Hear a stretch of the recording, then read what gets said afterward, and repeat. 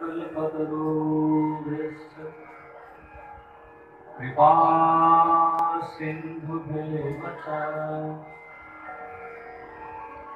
पतितानां पावनेभ्यो वैष्णवेभ्यो नमो नमः। देयं सदा परिमवग्नमविष्टदोहं श्रीनास्मरं शिवविरिञ्चिनतं शरण्यं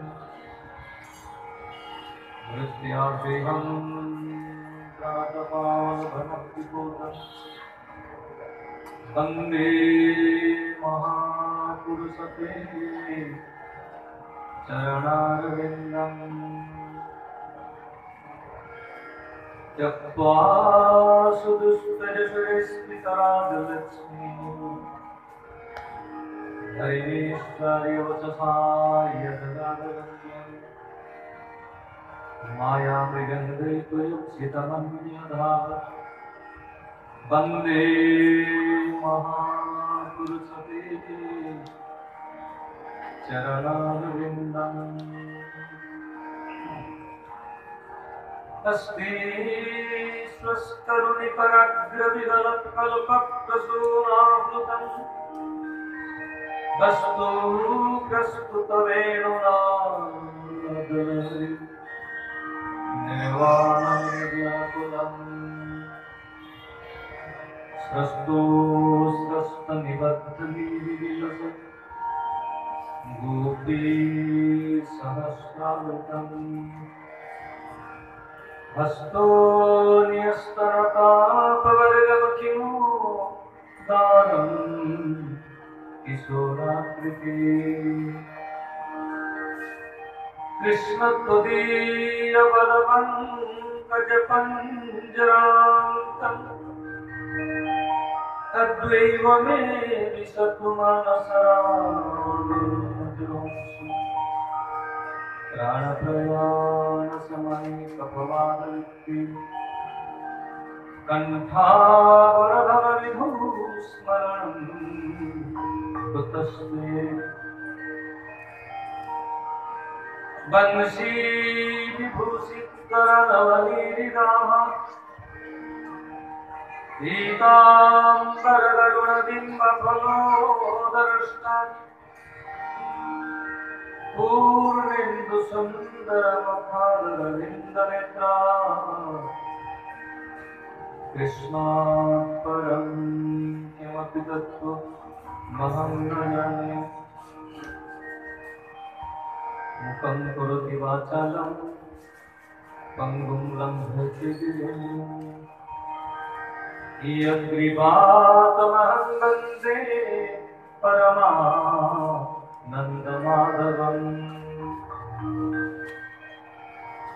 नारायणं नमस्कृत्य नरं चैव नरोत्तमं देवीं सरस्वतीं व्यासं ततो जयो मुनिरये। श्रीकृष्ण चैतन्य प्रभु नित्यानंद श्री अद्वैत गदाधर शिवासादि गौरभक्तो वृंद। हरे कृष्ण कृष्ण कृष्ण हरे हरे हरे राम राम राम हरे हरे। सर्वदं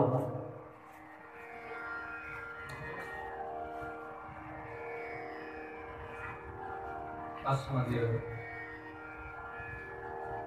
गुरुपाद ओम विष्णुपाद पुत्रशतश्रीमद भक्ति प्रसाद विष्णु गोस्वामी महाराज रातुल चरणे शतकोटि साष्टांग भूमि के पदांतों प्रणाम प्रणति ज्ञापन पूर्वक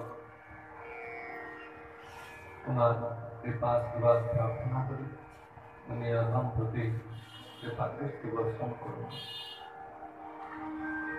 सभासद वैष्णव मंडली भक्त मंडली वयोवृद्ध भागवत विद्वान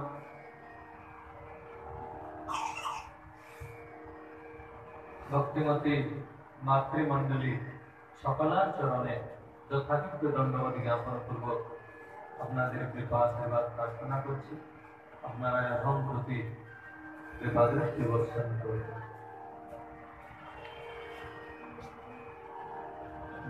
जय जय श्री राधा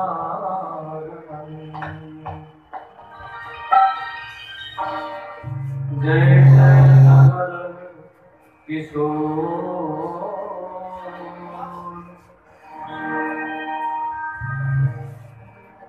जय गोपी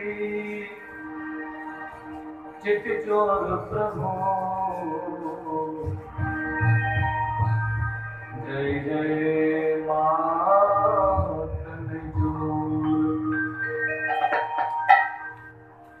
श्री राधे मेरी स्वामी मैं राधे तेरो दास जन्म जन्म मुझे दीजियो श्री वृंदावन वास जन्म जन्म मुझे दीजियो श्री जगन्नाथ वास। आइए मन और वाणी को पवित्र करने के लिए 2 मिनट भगवत नाम संकीर्तन कर लेते हैं। श्री राधे राधे गोविंद गोविंद राधे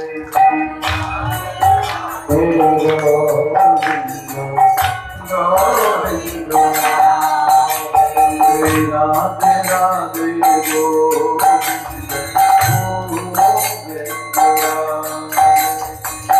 राधे राधे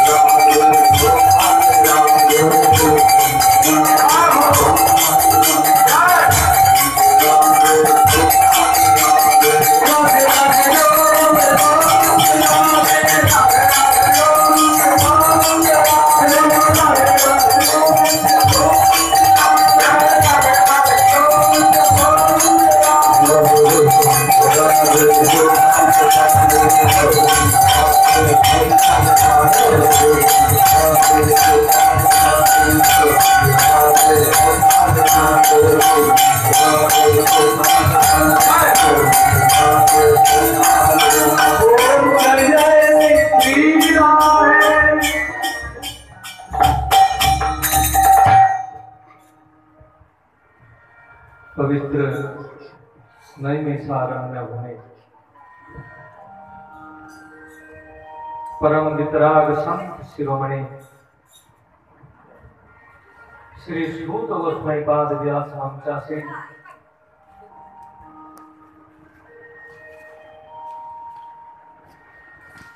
शौनक आदि महर्षिदेरके लक्ष्य करे सम्पूर्ण मानव समाज को उपदेश प्रदान करছেন रस आस्वादन कराচ্ছেন।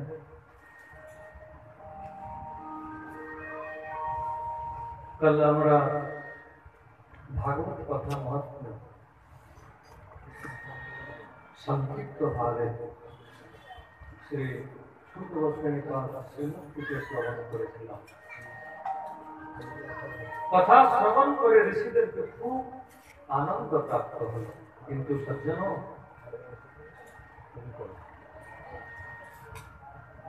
प्रत्येक ग्रंथेर मंगलाचरणे कोनो देव विशेषेर स्तुति হয়। रामायण হোক महाभारत जे कोनो ग्रंथेर मंगलाचरणे शुभारम्भे कोनो देवतार स्तुति হয়, किन्तु सज्जन भागवत एमन एक ग्रंथ जार मंगलाचरणे कोनो देव विशेषेर स्तुति नेই। रामचरितमानसे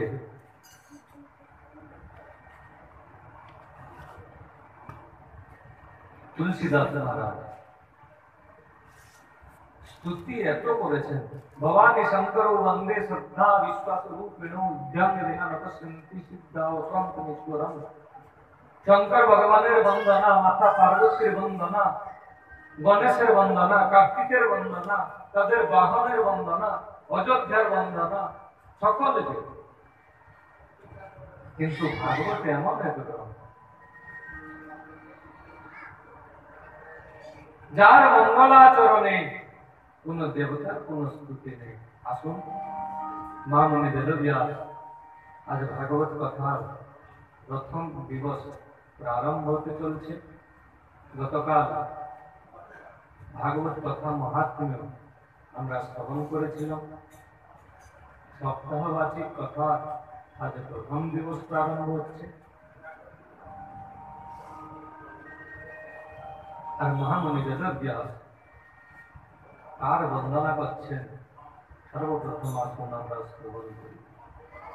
बोलिए श्रीमद् भागवत महापुराण की जय, बोल सुखदेव स्वामी की जय, व्यास जी महाराज की जय, बोल कृष्ण कन्हैया लाल की जय, परम कोटि वैष्णव वृंद की जय, जय गौर सीतानाथ प्रेमानंदे हरि हरि बोल सद्गुरु महाराज की जय।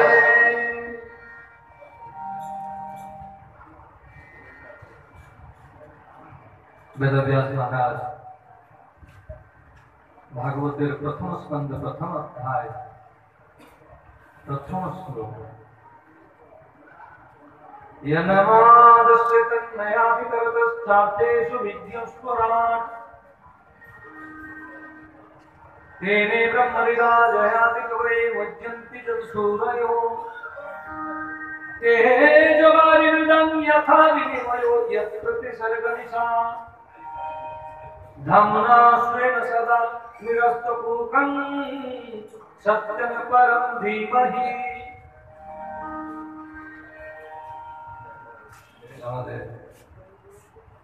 जय जय से उपस्थित हुई है। भोलानंद कंद भगवान की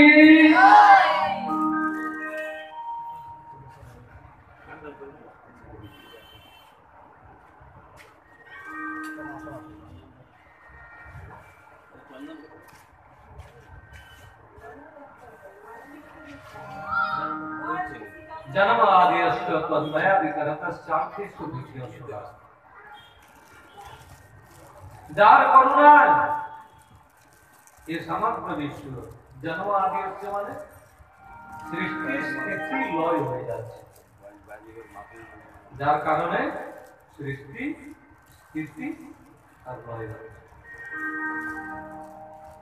जन्म आदिस्य तन्मयादिकरतश्चार्थेषु विद्यस्वराट्। जो स्वराट है जो स्वतंत्र है,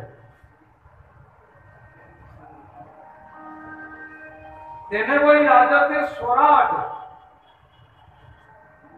जार व्यक्ति स्वतंत्र, तेने ब्रह्म हृदा जयादि कवये मुज्जन्ति जत सूरयो, তিনি ব্রহ্মানন্দ হিরণ্যগর্ভনন্দ, অর্থাৎ বেদের প্রতিপাদ্য জ্ঞান তিনি ব্রহ্মাকেও দান করেছেন।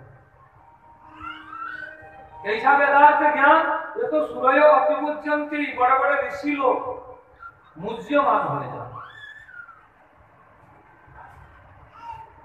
এমন ভাবে বেদার্থ জ্ঞান বড় বড় ঋষি, বিশ্বমিত্র আদি ঋষি মুজ্যমান হয়ে যান, বুঝার অসমর্থতা প্রকাশ করে, বুঝতে পারে না।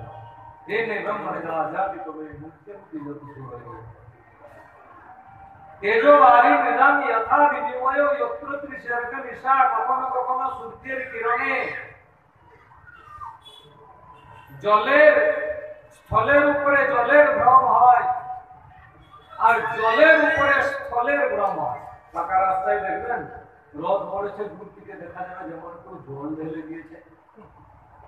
মরুভূমির মধ্যে দেখবেন দূর থেকে দেখবেন যে মরীচিকা দর্শন হচ্ছে, অর্থাৎ স্থলের উপরে দিনে সূর্য কিরণে আপনি সব কিছু দেখছেন, তারপরেও কি হচ্ছে, ভ্রমিত হয়ে যাচ্ছে।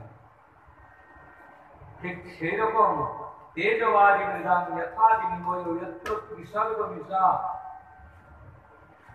ये जागृत स्वप्न सुसुप्ता रूप सृष्टि,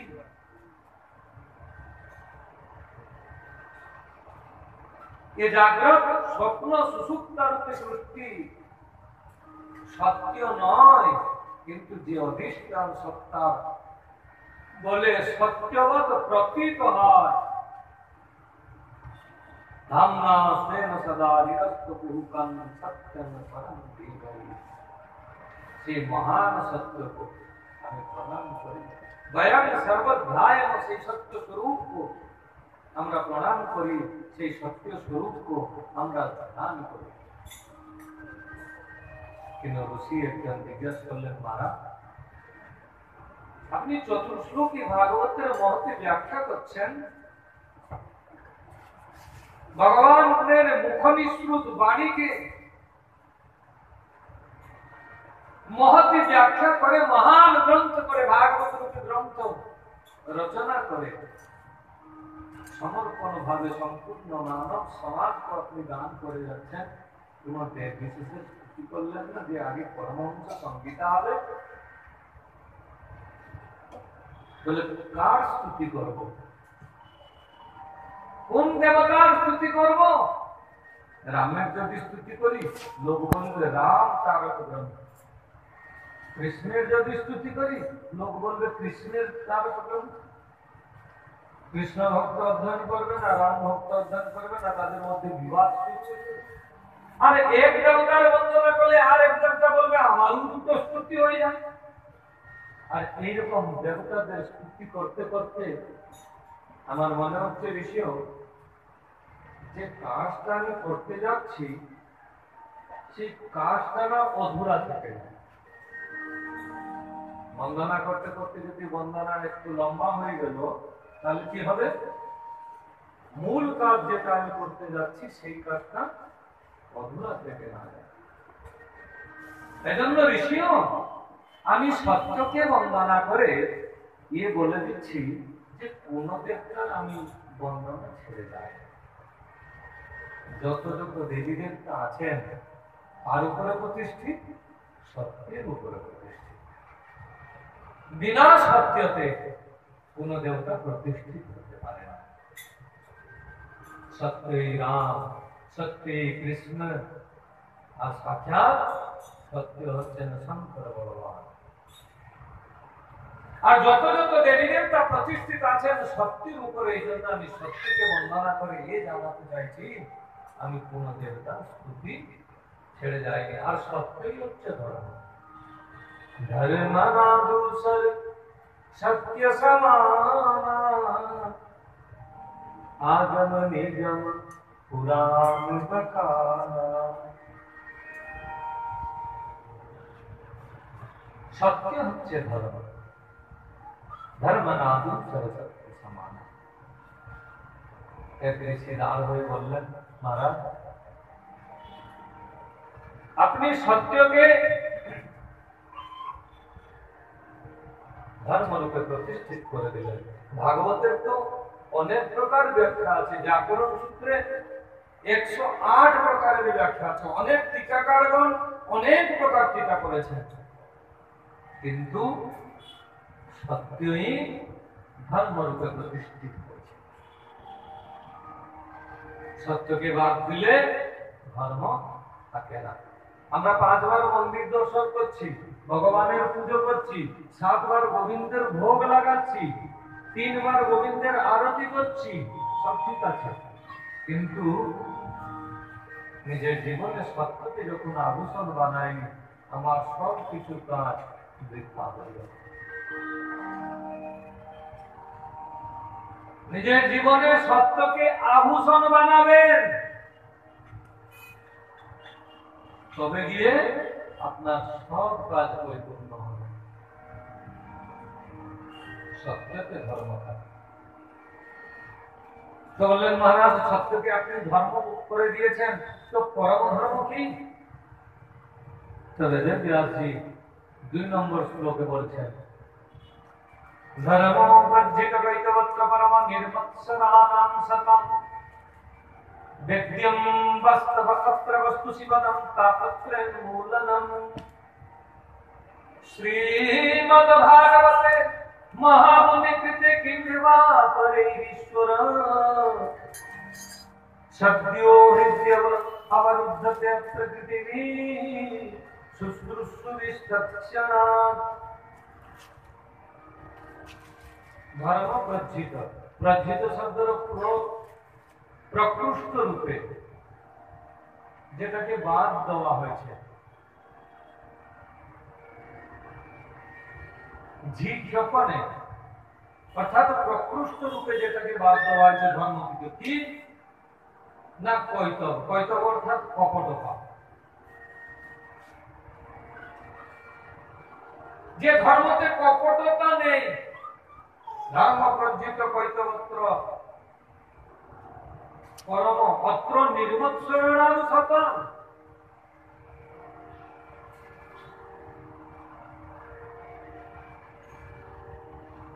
নির্মৎসর সাধু যে ধর্মকে আচরণ করে,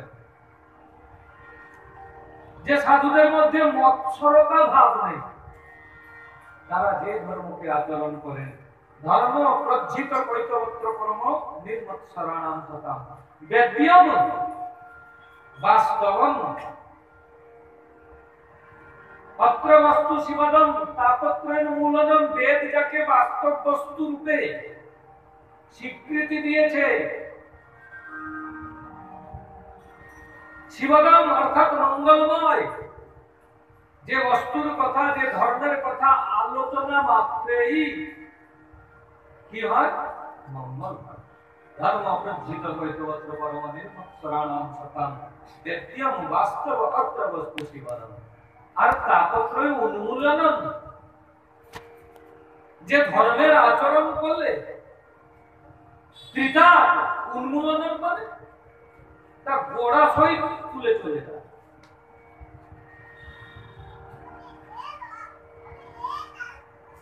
সেটাকে উন্মূলনম বলা হয়, তাপত্রয় উন্মূলনম। বললেন সেই ধর্মটা কি না? শ্রীমদ্ ভাগবতে মহামুনি কৃতে কিংবা পরৈরীশ্বর। শ্রীমদ্ ভাগবতে মহামুনি বেদব্যাস যে ধর্মের কথা বর্ণন করেছেন,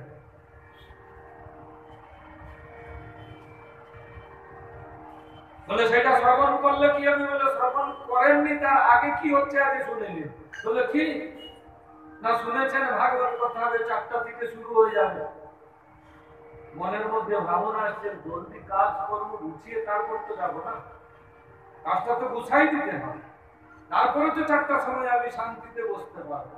আর একটু আগে গেলে সামনে জায়গায় বসবো, ভালো করে শ্রবণ করবো, মনে অভিলাষা আছে না? যে মুহূর্ত থেকে এই অভিলাষা মনের মধ্যে প্রবেশ হয়ে গেল সদ্য, সেই মুহূর্ত থেকে হৃদয়ব হৃদয় মাঝে অবরুদ্ধতে অবরুদ্ধ হয়ে যান কে? সাক্ষাৎ গোবিন্দ অবরুদ্ধতে অত্র পৃথিবী যখন থেকে আপনার মন চলচঞ্চল হয়ে যাচ্ছে কথা শুনবেন বলে আপনি কাজগুলো গুছিয়ে নিচ্ছেন, সেই মুহূর্ত থেকে গোবিন্দ আপনার হৃদয়ে বন্দী হয়ে যাচ্ছে। বল আনন্দচন্দ্র ভগবান কি শুশ্রূষু অর্থাৎ শোনার ইচ্ছা, যে মুহূর্ত থেকে আপনার মনের মধ্যে শোনার ইচ্ছা হয়েছে, যে সময় থেকে আর সেই মুহূর্ত থেকে গোবিন্দ আপনার হৃদয়ে বন্দী হয়ে যাচ্ছে। বলে তাহলে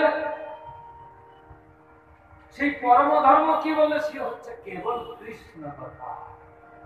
ধর্ম হচ্ছে সত্য আর পরম ধর্ম হচ্ছে কৃষ্ণ কথা।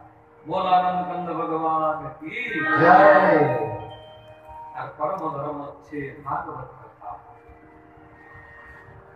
বলে ভাগবতের প্রাকটি হয়েছে কি করে? 3 নম্বর শ্লোকে বলছেন, কে নিগম কল্পতরোর্গলিতম ফলম সুখমুখামৃতদ্রব সংযুতম পিবত ভাগবতম রসমালয়ম মুহুরো রসিকা মুপিবাবুকা। নিগম অর্থাৎ বেদ রূপী কল্প বৃক্ষের পাকা ফল হচ্ছে শ্রীমদ্ ভাগবত। বেদ বেদান্ত উপনিষদ হচ্ছে কল্পবৃক্ষ, আর সেই কল্পবৃক্ষের পাকা ফল হচ্ছে শ্রীমদ্ ভাগবত। বলে মহারাজ কল্পবৃক্ষ তো বিরাট বিশাল লম্বা চৌড়া बहुत ऊंचा, আর সেই অমূল্য ফল সাধারণে প্রাপ্ত হলো কি করে? বলে সুখমুখাদমৃতদ্রব সংযুতম, প্রাপ্ত হতো না। এই ভাগবত কথা আমাদেরকে প্রাপ্ত হতো না যদি শঙ্কর ভগবান থেকে সুখদেব স্বামী কথা শ্রবণ না করতেন।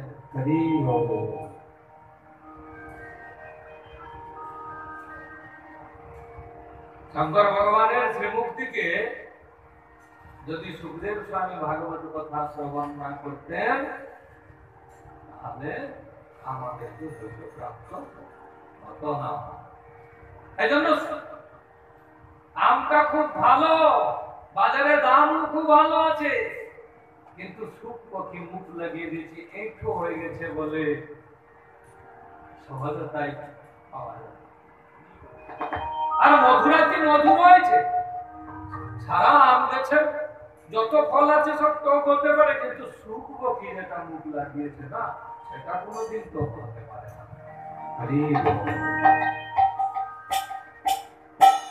কোন ফলের মধ্যে অমরত্ব ভরা আছে সেটা সুখকে খুব ভালো লাগে।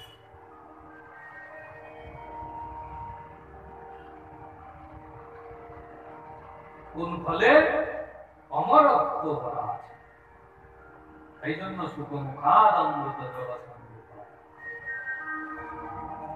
বলা যায় ফলের মধ্যে আঠি থাকে, খোসা থাকে, আঠিকে ফেলে দিতে হয়, খোসাকে ফেলে দিতে হয়। এরকম ভাগবত কথার মধ্যে আঠি আর খোসা কিছু আছে নাকি যেটাকে বাধ্য বানাবে? বলে না না, অমৃতদ্রব সংযুতম, অমরত্ব ভরা আছে, আর মধ্যে কেবল অমৃতই অমৃত, আর কেউ নেই, আর কোথাও নেই। কত অব্দি পান করবো? মালয়ম গৃহপর্যন্তম, যত অবধি গোবিন্দের চরণ প্রাপ্ত না হয়েছে, যত অবধি মোক্ষ প্রাপ্তি না হয়েছে, বৈকুণ্ঠ গোলক বৃন্দাবন প্রাপ্তি না হয়েছে, ততদিন শ্রবণ মুহুরহ অর্থাৎ অহরহ, কন্টিনিউ। নিগম কল্পতরুগলিতম ফলম সুখমুখাদমৃতদ্রব সংযুতম পিবত ভাগবতম রসমালয়ম বহু রসিকা ভুবে বাবুকান। হে ভাবুকগণ, হে রসিকগণ, কন্টিনিউ পান করতে থাকো। কথা তো শ্রবণ করে সমস্ত ঋষিরা আনন্দে গদগদ হয়ে গেলেন। আর শুদ্ধ গোস্বামীকে বললেন, মহারাজ, আমাদের মনের মধ্যে কিছু প্রশ্ন ছিল, আপনি যদি অনুমতি প্রদান করেন। বলেন, হ্যাঁ, নিয়ম পূর্বক প্রাসঙ্গিক যদি কেউ প্রশ্ন করে সে তো রাজমঞ্চ থেকে তার সমাধান দেওয়া হয়। আর ঋষিদের মধ্যে আচার্য আছেন সনকজি মহারাজ। সনকজি মহারাজ জিজ্ঞাসা করছেন, মহারাজ কিছু আমরা প্রশ্ন চিন্তা ভাবনা করে রেখেছি। বলে, হ্যাঁ বলুন।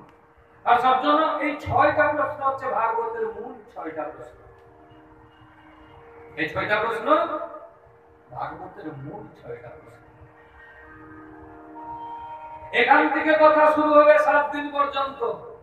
যা কিছু প্রশ্ন আসবে সব এই প্রশ্নের অন্তর্গত। যত সংবাদ আসবে, চাই যুধিষ্ঠির নারদ সংবাদ হোক, প্রহ্লাদ असुर बालक संवाद हो, सुख परीक्षित संवाद हो, नवयोगेंद्र संवाद हो, यज्ञेश्वर संवाद हो, যত সংবাদ সব এই প্রশ্নের অন্তর্গত। এজন্য খুব সাবধানে এই 6টা প্রশ্ন শ্রবণ করলেন। ঋষিরা জিজ্ঞাসা করছেন, কে তত্রান্যসাদিষ্মন ভবতানে নিশ্চিতাম পুংসামেকান্ততশ্রেয়ো সংসঞ্চিতুমর্হসি। হে মহাত্মন, হে ঋষিবর,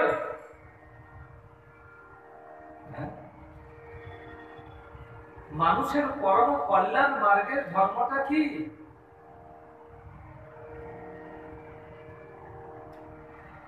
কিরকম ধর্ম আচরণ করলে প্রকৃতি জীবের কল্যাণ হয়? অনেক মানুষ তো অনেক প্রকারের ধর্ম আচরণ করে। তোমার কি ধর্ম না আমার এই ধর্ম, তোমার কি ধর্ম না আমাদের এই ধর্ম। আসলে 5000 বছরের আগে ঋষিরা চিন্তা করেছিলেন কলিযুগের মানুষ এরকম ধর্ম আচরণ করবে। এই জন্য আসলে মানুষের পরম কল্যাণ মার্গের ধর্ম কি, মুক্তির মার্গ কি, এ হচ্ছে প্রথম প্রশ্ন। আর 2 নম্বর প্রশ্ন হচ্ছে ভগবান কে?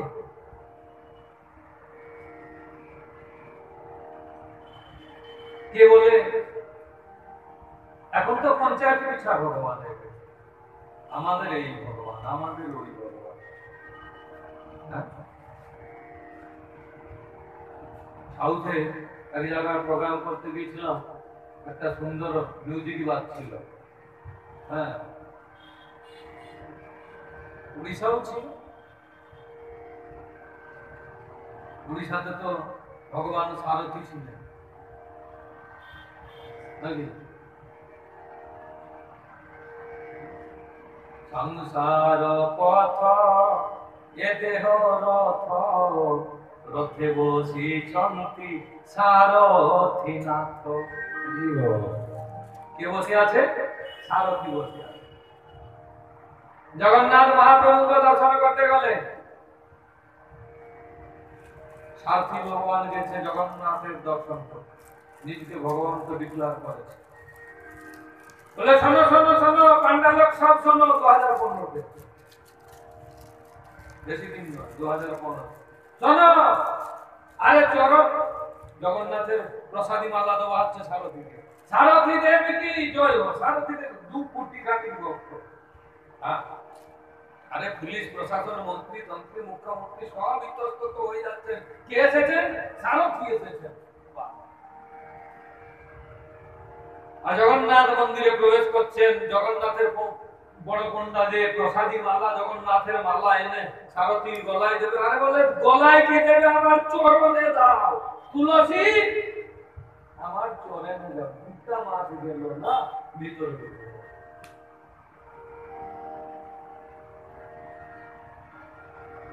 জগন্নাথ দেবকে অপমান করার দুটা মাস গেল না।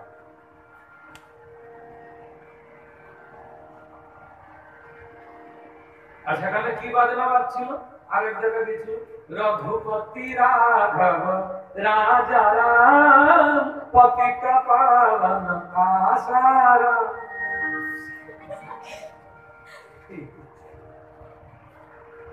আমি বললাম এ কি?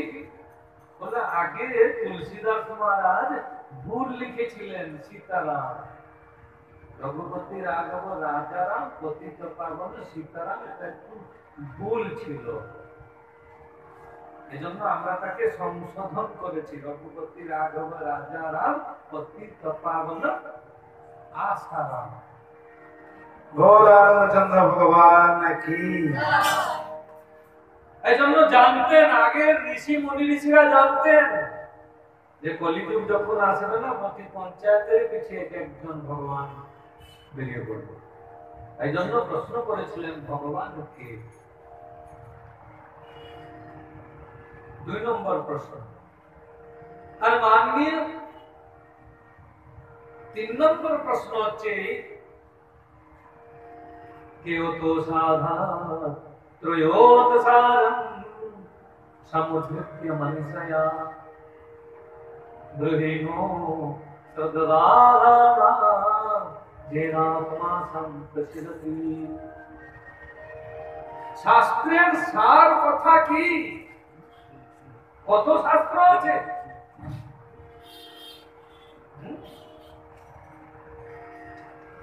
শাস্ত্রের সার তত্ত্ব কি? গাগর में सागर भरना गुरुजी।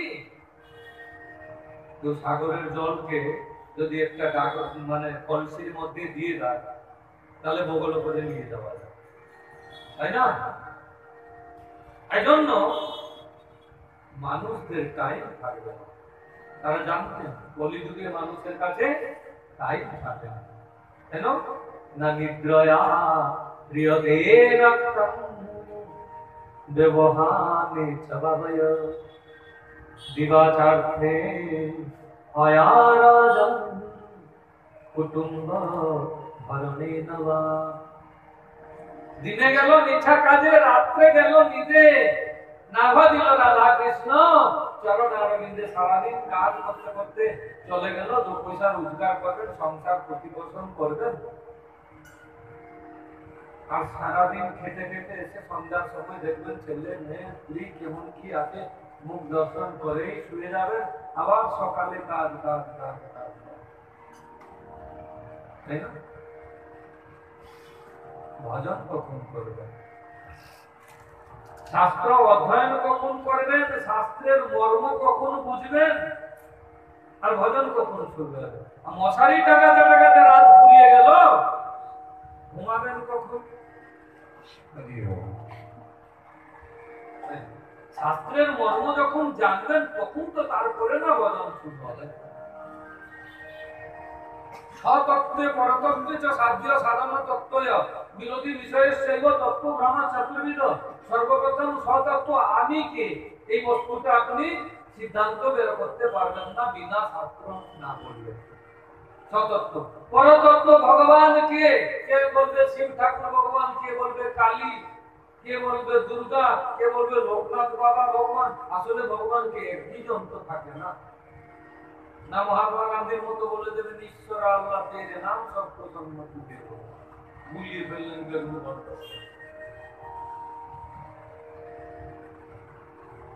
ভগবান একজন আছে, সে কে? মা যেমন পিতার পরিচয় বলে না এ তোমার বাবা, সেরকম শাস্ত্র হচ্ছে আমার মা। সে বলে দেবে তোমার বাবাকে, অর্থাৎ পরম পিতাকে, ভগবানকে। যখন জানবেন শাস্ত্র বলছে, সমস্ত ঋষিগণ বলছেন এই ভগবান, তাহলে সেই ভগবান। যে হলো 2 নম্বর, স্বতত্ত্ব পরতত্ত্ব। আর সাধ্য সাধন তত্ত্ব। ভগবান তো ভজন করবো কেন? ভালো করেছে, খেয়ে দিয়ে সংসারে সুখেই তো আছে, ভজন করা দরকারটা কি? আর যদি ভগবানকে পেতে হয় কোন রাস্তায় গেলে পাবো? ভক্তি পথে গেলে পাবো, না কর্ম পথে গেলে পাবো, না জ্ঞান পথে গেলে, জ্ঞান মার্গতে গেলে পাবো? কতগুলো দিক বেরিয়েছে। না যোগ মার্গতে গেলে পাবো, যোগী বলছে যোগ শ্রেষ্ঠ, কর্মী বলছে কর্ম শ্রেষ্ঠ, জ্ঞানী বলছে জ্ঞানী শ্রেষ্ঠ, ভক্তি যোগী বলছে ভক্তি শ্রেষ্ঠ। আসলে শ্রেষ্ঠ কোন জায়গায়? এইগুলো বিচার করতে করতে জীবনটা শেষ হয়ে গেল। ভজন কখন করবেন? এই জন্য ঋষিরা প্রশ্ন করলেন, কেউ তো সাধা ত্রয়ত সারম সমুদ্রিজ্য মনীষয়া দ্রহিণা শ্রদ্ধয়া দানা येनात्मा संप्रसिद्धति। গুরুজি শাস্ত্রের সার কথা বলুন, শাস্ত্রের উদ্দেশ্য বলুন। ये হলো 3 নম্বর প্রশ্ন। আর মাননীয় 4 নম্বর প্রশ্ন হচ্ছে, বেদকে যদি সর্বনিষ্পন্ন তত্ত্ব মানা হয়, সর্বসিদ্ধান্ত তত্ত্ব মানা হয়, বেদে ভগবানের নাম অজন্মা। বেদে ভগবানকে অনামি বলা হয়েছে। যে অজন্মা, যে অনামি, দেখো কি আওয়াজ দেবস্য জাত গর্ভতি বিশ্বয়ে, সে দেবকী নন্দন হলো কি করে, বসুদেব নন্দন কি করে হলো, রঘুকুল কমল দিবাকর কিরকম হলো?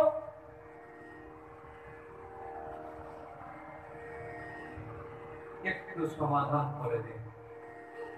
বেদ তো সব থেকে শ্রেষ্ঠ না?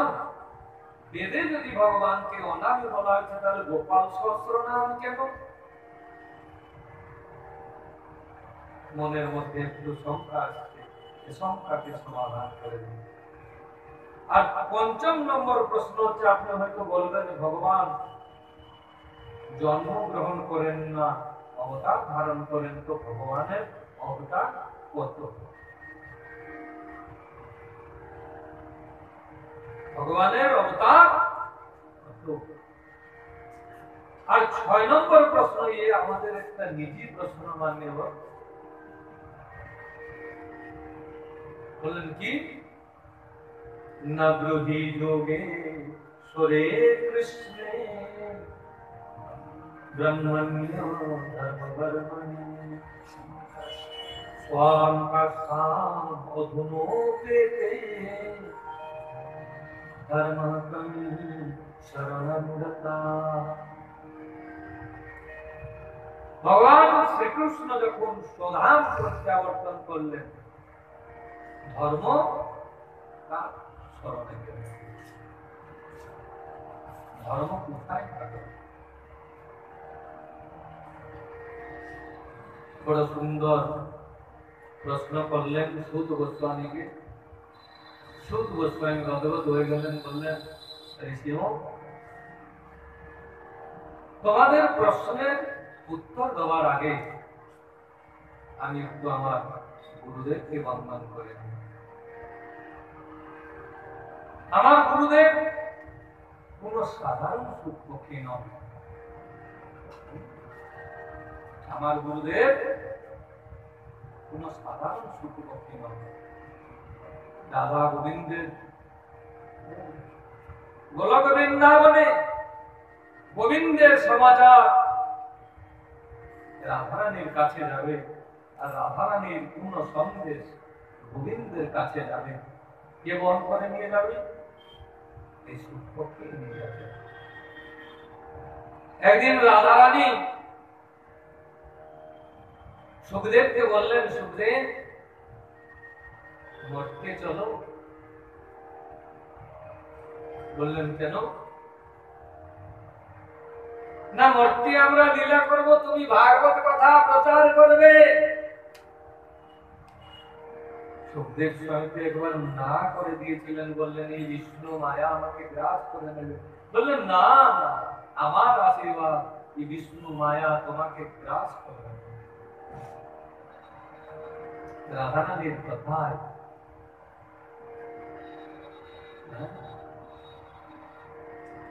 তিনি বরফ প্রদেশে অমরনাথ ক্ষেত্রে এক সুখ পক্ষী আর সুখ পক্ষিণীর গর্ভতে ডিমের রূপ ধারণ করে আবির্ভূত হলেন। হঠাৎ ঝড় তুফান এসে গেল, সুখ পক্ষী আর সুখ পক্ষিণী পবনে কোথায় উড়ে চলে গেলেন।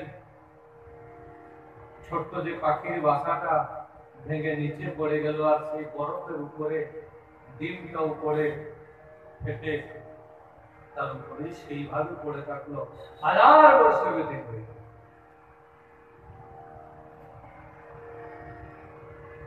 ভগবানের মনের নাম হচ্ছে নারদ। নারদজি চিন্তা করলেন, সুখদেব স্বামী তো জনজনে ভাগবত কথা প্রচার করার জন্য এসেছিলেন, মানে ডিমটা ফেটে গেছে আর সেই অবস্থায় সমাধিস্থ হয়ে আছে, আমাকে কিছু ব্যবস্থা করতে হবে। এই বলে নারদজি মহারাজ এসে উপস্থিত হলেন কোথায়? শঙ্কর ভগবানের অমরনাথ ক্ষেত্রে উপস্থিত হলেন।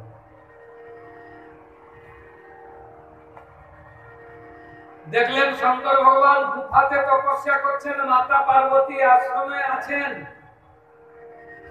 মাতা পার্বতীর কাছে এসে উপস্থিত হয়ে গেলেন। পার্বতী দেবী দেখলেন নারদজি এসছেন, চরণে প্রণাম জানালেন, বললেন প্রণাম মুনিগণ, প্রণাম দেবর্ষি, অনেক দিন বাদে এসেছেন, আপনি তো একবারে মরতে ভুলে গেছেন আর আসছেনই না। বললেন না মাতেশ্বরী, আমি আগে আসছি না। বললেন কেন? না তোমার নমস্তু কাময়ে পুত্র প্রিয় ভবতি আর তোমার নমস্তু কাময়ে পত্নী প্রিয় ভবতি। সকলের মধ্যে বিচারধারা কেবল স্বার্থ নেই, স্বার্থতে সামান্য বাধা পড়ে যাচ্ছে তো সম্পর্ক ছিন্ন হয়ে যাচ্ছে।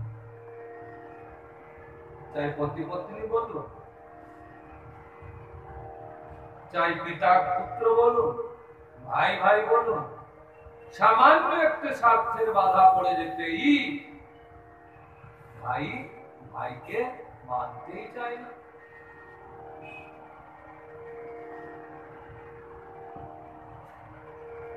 পিতা পুত্রের মধ্যে ঝামেলা হয়ে যাচ্ছে, কত পতি পত্নী তো ডিভোর্স নিয়ে নিচ্ছে, তার কোনো ঠিকানাই নেই। এই জন্য আর জগতে প্রেম বস্তু তো থাকলো না, এই জন্য আমি আসি। পার্বতী দেবী বললেন শুনুন নারদজি, শঙ্কর ভগবান আমাকে এত প্রেম করেন, এত প্রেম করেন, এত ভালোবাসেন, আমি উদাহরণ দিয়ে বলতে পারবো না। বলে তাই? মাতা প্রেমের মানে তো কোন বস্তু গোপন রাখা যায় না, পতি পত্নীর মধ্যে কোন বস্তু গোপনই থাকে না। বললে হ্যাঁ, এটাই তো প্রেমের মূল্য। তিনি আমাকে সব কিছু বলে দেন। বলে কি করে? বলে গুরু কাছ থেকে মন্ত্র প্রাপ্ত হলে গুপ্তম গুপ্তম মহাগুপ্তম তাকে গুপ্ত রাখতে হয়, কিন্তু শঙ্কর ভগবান যেদিন অনন্ত দেবের কাছ থেকে দীক্ষা প্রাপ্ত হলেন সেই দিনই আমাকে বলে দিলেন, দেবী এই মন্ত্র আমি প্রাপ্ত হয়েছি। বলে হ্যাঁ। বললেন আরেকটা কথা না? বলে কি না, ধ্যানস্থ হওয়ার সময় গোবিন্দের দর্শন হলে সেটাও কাউকে বলতে নাই। আর শঙ্কর ভগবান এসে বলে দেন আজ বামন ভগবানের দর্শন হয়েছে, আজ রাম ভগবানের দর্শন হলো দেবী। বলে তাই? বলে হ্যাঁ। বলে তাহলে তো মাতে শঙ্কর ভগবান যে মুন্ডমালা ধারণ করে আছেন 108, তার রহস্য তো বলে থাকলেন। বললেন না তো। বলে তাহলে প্রেম কি? ঠিক আছে মাতেশ্বরী, আপনি জানেন, আপনার প্রেম জানেন, আমি তো চললাম বাবা কোন জায়গায় পৌঁছলাম না। পার্বতী দেবী বললেন সত্যি তো? নারদজি যাবার সময় বললেন ছি ছি ছি ছি ছি, হলো হলো সব নারী মস্তক। দেবী আপনার মনের মধ্যে কোনোদিন প্রশ্নবাচী হলো না?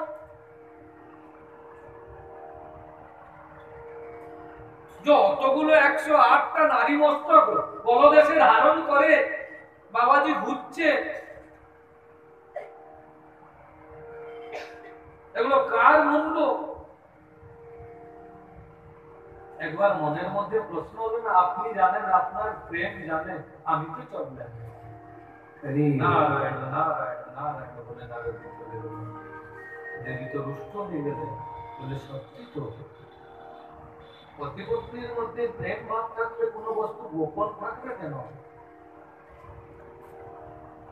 পতি লুকিয়ে কিছু কাজ করে যাচ্ছে, পত্নী বুঝতে পারছেন না, পত্নী কিছু লুকিয়ে কাজ করে যাচ্ছে, পতি বুঝতে পারছে না, তো বিশ্বাসের ভাব শুরু হয়ে যাবে। পরস্পর পরস্পরকে বিশ্বাস করবে না, আর বিশ্বাস নষ্ট হয়ে গেলে তো সবকিছু নষ্ট হয়ে যাবে, তাই না? এ সংসারটা বিশ্বাসের সংসার। যেখানে বিশ্বাস নেই সেখানে সংসারের কোনো প্রেম নাই, কোনো আনন্দ নাই, সব কিছু নষ্ট হয়ে যায়। बोल आनंद चंद्र भगवान की। তো দেবী তো রেগে গেলেন, মনের মধ্যে দুঃখ এসে গেল। সত্যি এদিকে নারদ যেতে যেতে শঙ্কর ভগবান দর্শন করলেন নারদকে। নারদ ইশারায় বললেন আশ্রম দিকে শীঘ্র যান। হ্যাঁ, দেবী খুব চিন্তিত আছেন, ইশারাতে বলে দিয়ে গেলেন। আর শঙ্কর ভগবান বললেন না, আপনি গেছেন মানে কিছু তো চিন্তায় থাকবেন দেবী। শঙ্কর ভগবান তৎপরতায় এসে যখন আশ্রম পৌঁছে গেলেন, দেখলেন মাতা পার্বতী ক্রোধ ভবনের মধ্যে প্রবেশ করেছেন, ভূমিতে শয়ন করেছেন, চোখ থেকে অস্ত্র নির্গত হচ্ছে, ক্রোধিত হয়ে মুখ লাল হয়ে গেছে। শঙ্কর ভগবান বললেন দেবী, বলে কথাবার্তা করবেন না। বলে কেন? বলে আপনি উপরেও কালো ভিতরেও কালো। বলে দেবী আমাকে কালো বলছো? কালো শব্দের মানে হচ্ছে কপটি। জীবনে একটা কথা আমি ছুপাইনি, আপনি আমাকে কপটি বললেন? বললেন বাস বাস বাস, মোহন হয়ে গেছে। অন্ধভাবে তো আমি বিশ্বাস করে যাচ্ছি না। নারদজি এসে আমার চোখ খুলে দিয়েছেন, বললে একটু বেশি খুলে দিয়েছেন, তো প্রয়োজন ছিল না। ঠিক আছে, কি জানতে চাইছেন বলুন, প্রশ্ন করুন। দেবী বললেন আপনার এই গলদেশে এই যে মুন্ডমালা আছে, ইয়ার রহস্য কি? 108 মুন্ডমালা ধারণ করেছেন, আর সব নারীদের অবস্থা কার মাথায়? আমি মনে মনে আপনাকে কত ভালোবাসি, আর আপনি যে কি করেন রূপার মধ্যে, এতগুলো নারী মস্তক আপনার গলদেশে আছে, কেন বা ধারণ করেছেন?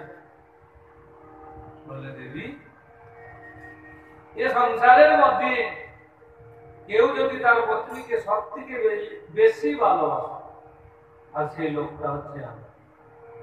বললেন কেন?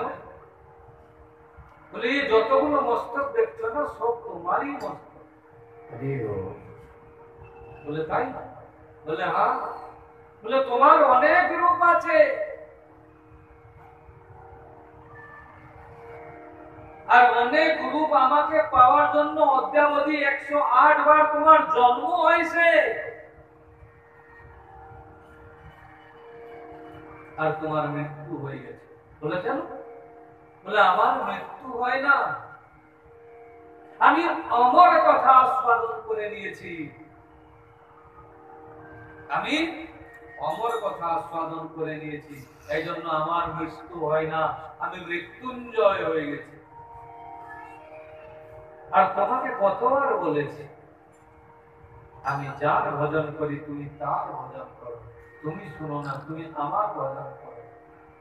যার ফলে মোক্ষ দেওয়ার ক্ষমতা, অমরত্ব দেওয়ার বর আমার কাছে নেই। যার ফলে তোমার মৃত্যু হয়ে যায়। আর আমি কিন্তু মৃত্যুঞ্জয়, আমার মৃত্যু হয় না। আর প্রতিবারে তুমি যখন দেহ ত্যাগ করে দাও, তোমার রূপটাকে আমি ভুলতে পারি না, এই জন্য তোমার মস্তকটা আমার মা গলদেশে আমি ধারণ করে রাখি।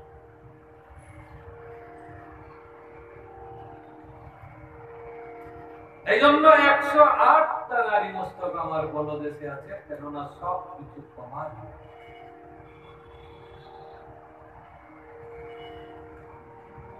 বলে তাহলে আমাকে সে অমর কথা স্মরণ করো। বলে ঠিক আছে দেবী। দেবী পার্বতী ক্রোধ করেছিলেন, এবার রান্না কান্না হলো, প্রসাদ সেবা হলো, দুজনে প্রেমালাপ করে প্রসাদ সেবা করলেন। গেলেন একাম্র কারণে বিহার করার জন্য গেলেন, তারপরে অমরনাথ ক্ষেত্রে চলে গেলেন। শঙ্কর ভগবান সংকল্প শক্তির মাধ্যমে সমস্ত এরিয়াকে বন্ধন করে দিলে। বলে শোনো, যত জীব আছো, সচরাচর জীব যারা হাঁটতে পারে, চলতে পারে, এই এরিয়ার স্থান পরিত্যাগ করে দাও। সংকল্প শক্তির মাধ্যমে সব জীবকে বের করে দিলেন। কিন্তু ডিমটা যে ফেটে পড়েছিল, সেই জন্য সে তো হাঁটা চলা করতে পারছিল না। ওই জন্য শঙ্কর ভগবানের নজর তার প্রতি গেল না। বলো নির্জীব হয়ে পড়ে আছে, তো পড়ে আছে। দেবী পার্বতীকে বসিয়ে দিলেন, বললেন বসো, কথা শ্রবণ করো, ভাগবত কথা শোনো, আমার কথা শোনো, অমরত্ব লাভ হবে। পার্বতী দেবীকে সুন্দর ভাবে বসে কথা শ্রবণ করাচ্ছেন। প্রথম স্কন্ধ গেল, দ্বিতীয় গেল, তৃতীয়, চতুর্থ, পঞ্চম, ষষ্ঠ, সপ্তম, অষ্টম, নবম, দশম আনন্দ খুব দেবী পেলেন। আর প্রসাদ পেয়ে যখন কথা শ্রবণ করেন, কি হয়, একটু যদি ভালো জায়গায় বসে সুন্দর কথা হয়, ধীরে ধীরে গিয়েও বল আনন্দকান্দ ভগবান কি। তাহলে আমি দেখছিলাম, ওই জন্য বসে বসে যে ভগবান রামচন্দ্রের সময় যে স্বয়ং নিদ্রা দেবী বর প্রাপ্ত হয়েছিলেন। শ্রীমতী নিদ্রা দেবী হচ্ছেন মহারাজ কুম্ভকর্ণের পত্নী। কার পত্নী? কুম্ভকর্ণের। আর কুম্ভকর্ণে বিশ্রাম করেছিল, তার ঘুমটা পরিপূর্ণ হয়েছিল না। ওই সময় রাবণ দেখলো যে যুদ্ধ আরম্ভ হয়ে গেছে, সবকিছু একের পর এক মরে যাচ্ছে, তাহলে আর বিভীষণকেও ডেকে দাঁড়িয়ে কুম্ভকর্ণকেও ডেকে দাও। হাতি ঢোল বাজিয়ে কুম্ভকর্ণকে ডাকানো হলো। মাত্র 2 মাস হলো সে ঘুমিয়েছিল। কত মাস ঘুমাবে? 6 মাস, আর 4 মাস বাকি ছিল। আর সেই অবস্থায় সে গিয়ে যুদ্ধ করে, কি হলো, তার আরো মৃত্যু হয়ে গেল। তাই জন্য নিদ্রা দেবী রথ ভরে এলেন ভগবান রামচন্দ্রের কাছে, বলে প্রভু। বলে হ্যাঁ বলো দেবী। বলে আমি বদলা নেব। বলে কি বদলা? না, আমার স্বামীকে আপনি হত্যা করেছেন। বলে যুদ্ধতে এলে একজনকেই তো মরতে হয়। বলে আমিও আপনার সঙ্গে যুদ্ধ করবো। বলে দেবী আমি কোন নারীর সঙ্গে যুদ্ধ করি না। বলে আপনি তার কি মেরেছেন? বলে সে তো গুরুদেবের আজ্ঞা, আমার কিছু পাওয়ার ছিল নাকি? গুরু মারলেন, বললেন গুরুদেব হত্যা করে দাও, আমি কোনো হত্যা করে দেব, সেখানে আমার কিছু নাই, এমনি আমি যুদ্ধ করি না।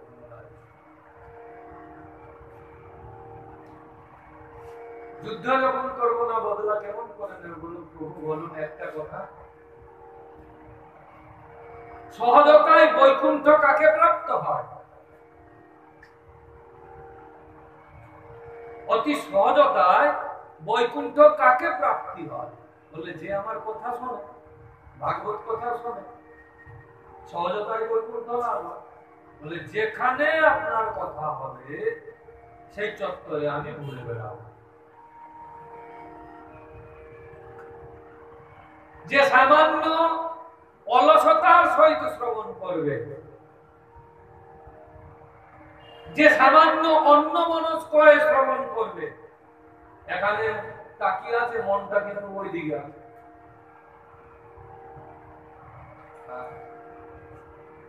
বৌমা ইয়ে শাশুড়ি চিন্তা করছে, বললে প্রভু বলেছিল চলে এলাম, ঘরে একটা বৌমা আছে, কে ডাল খারাপ করে দেবে না, কি করে দেবে, সবজিটা খারাপ যদি হয়ে যায় তাহলে বকা শুনতে হবে।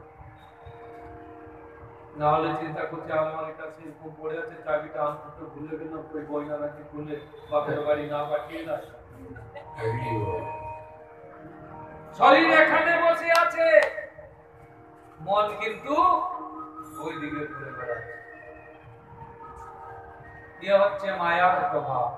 কার প্রভাব? মায়া নিদ্রা দেবীর প্রভাব। এরপরেই নিদ্রা চেপে যাবে। আর কেন মায়া জলে পড়িতেছ জীবনে, আর কেন মায়া জলে পড়িতেছ জীবনে, আর কেন মায়া জলে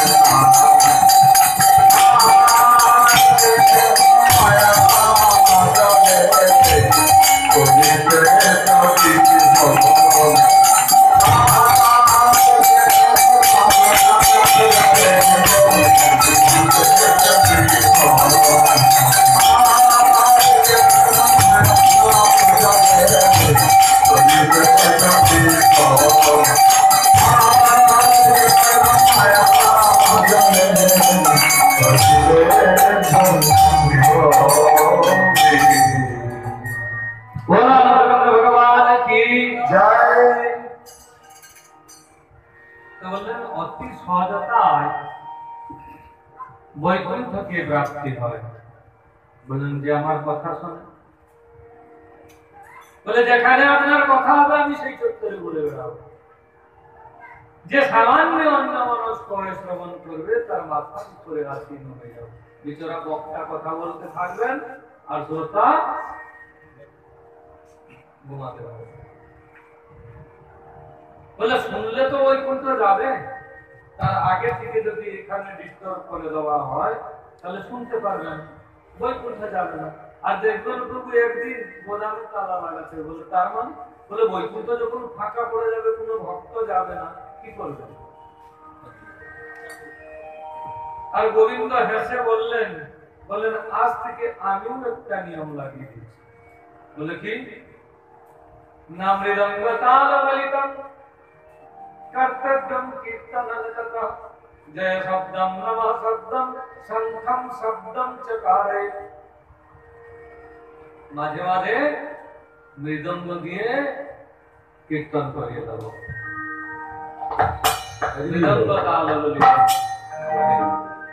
আর মাঝে মাঝে জয় ধ্বনি দেব, বল আনন্দকান্দ ভগবান কি এই জন্য জয় দিতে কখনো কঞ্জুসি করবে না, জোর গলায় জয় দেবে। তাহলে কি হবে? সাইটের লোক যদি ঘুমাতে থাকে ঝাঁকিয়ে উঠবে, কি মায়া ছেড়ে চলে গেল। বল আনন্দকান্দ ভগবান কি। আর এই জয় ধ্বনি যত দূর যাবে তত দূর মায়া চলে যাবে। এই আওয়াজটা যত দূর পর্যন্ত যাবে তত দূর মায়া চলে যাবে।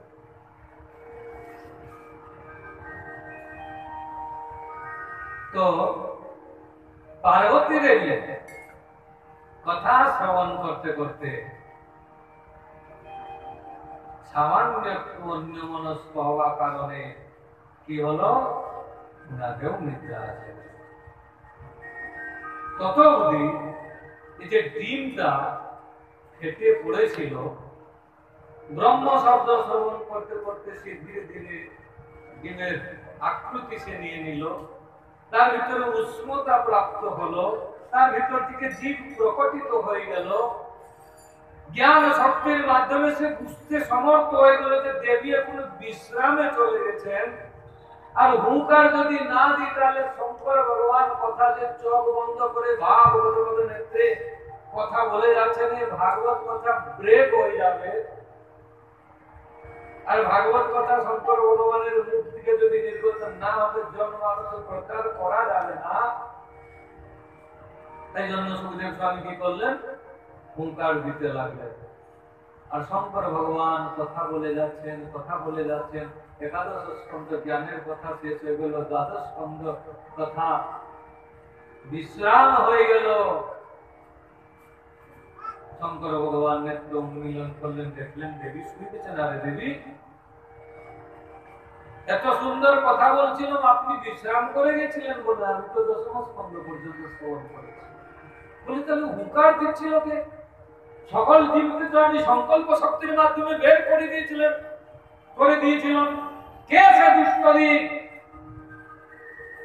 সম্মুখে না বসে পিছন থেকে ছুপে ভাগবত কথা শ্রবণ করছিল। যদি শোনার ইচ্ছা তো সম্মুখে এসে শোনা দরকার। সম্মুখে বসে শ্রবণ করলে এমনি শিষ্যত্ব লাভ হয়।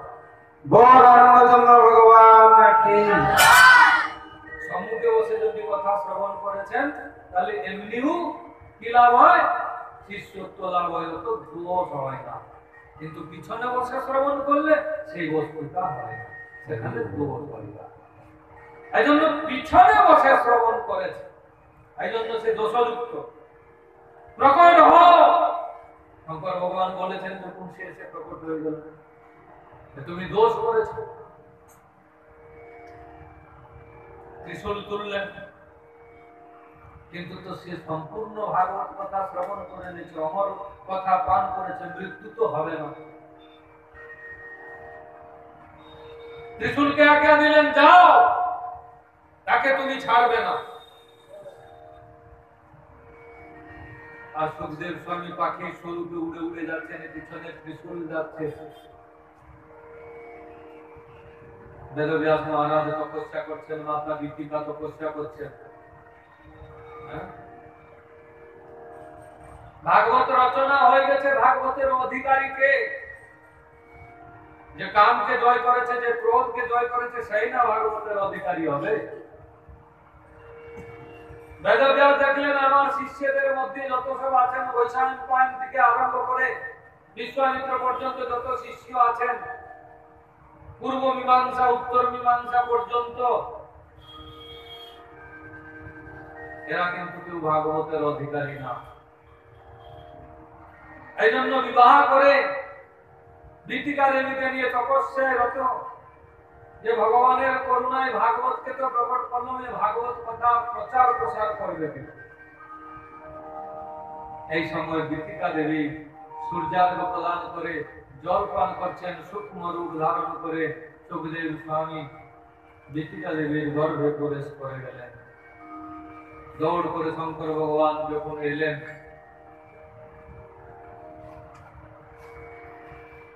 বেদব্যাস আর দীপিকা দেবী খুব স্তুতি করলেন।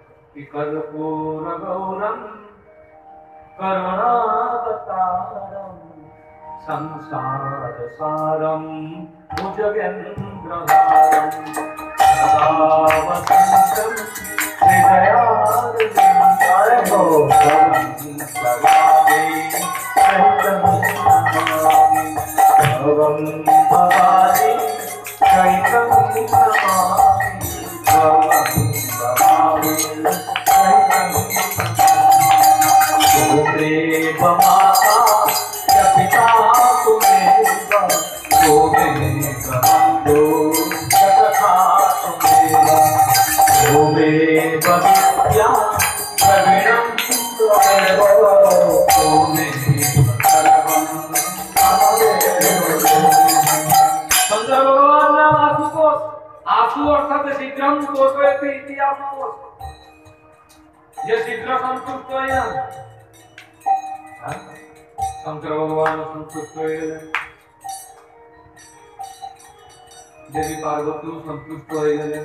শঙ্কর ভগবান বললেন, ও সুখদেব স্বামী তো ওখান থেকে এসেছেন ভাগবত কথা প্রচার প্রসারের জন্য,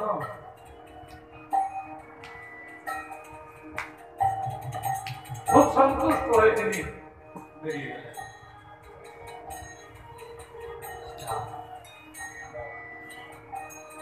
আর দীপিকা দেবী খুব প্রসন্নতা সহিত ভজন করছেন, গর্ব ধীরে ধীরে বাড়ছে, মাঝে মাঝে মন্ত্রধ্বনি উচ্চারিত।